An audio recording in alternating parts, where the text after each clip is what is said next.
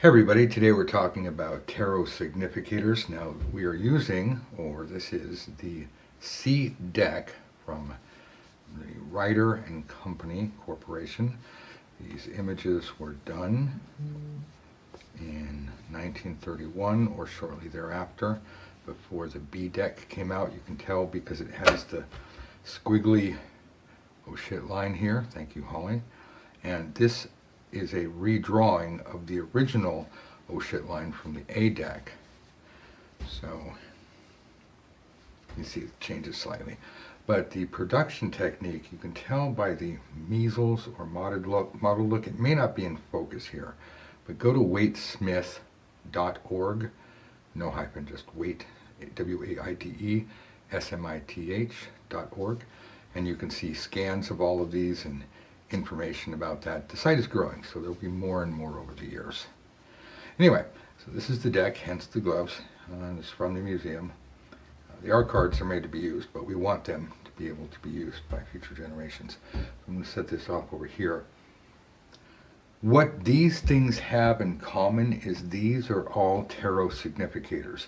When we usually talk about a significator, we tend to think of a singular card. I'm going to throw a card, I'm going to throw cards on it, and there's my spread. I'm throwing cards, and that is a valid significator, but much like sympathetic magic or psychometry, a significator, or much like in the use of, a significator is just a focal object. So these happen to be significators if anybody was ever in the future trying to conjure up the dead spirit of Dusty White. Oh my God, that's kind of creepy. Or wanting to know more about. This is a sutra book, because I'm a Buddhist. These are my glasses. These are my other glasses. So here's that. Lighter, says, ooh, says Dusty. It's got a little pirate logo on there. Zippo. Kids, don't smoke. I'm trying to quit again. This is a book I've written, Easiest Way to Learn Not Be Ever. You can get it at cost on Amazon.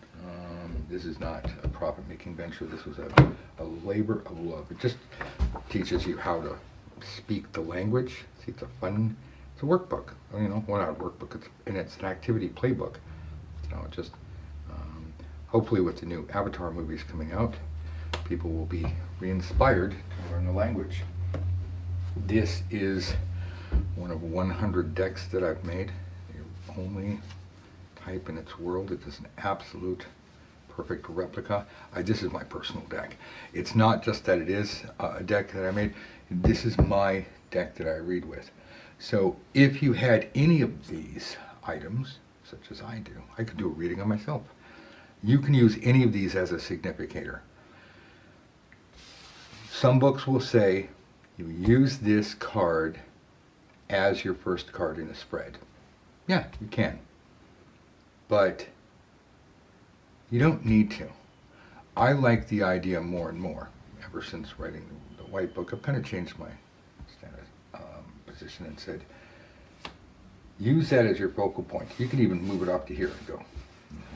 Here, significator is going to be, very careful with that card, here. And I'm going to cast our Celtic Cross spread, and blah, blah, blah, blah, blah, blah, and so on and so on. But we're always using this as our focal point. We're looking at that. We're focusing. We're throwing our thought picture into that spread. This particular, I'm teaching people who are watching. I'm showing them how to do this, and they're taking notes. So that's the point of the significator. And the significator is the value you assign to it, or the value you assign to the card. It's not that the card has magical powers. And that's really it. So you don't need to use significators, but here's how you use them, and here's why you use them, and here's what they can be made out of.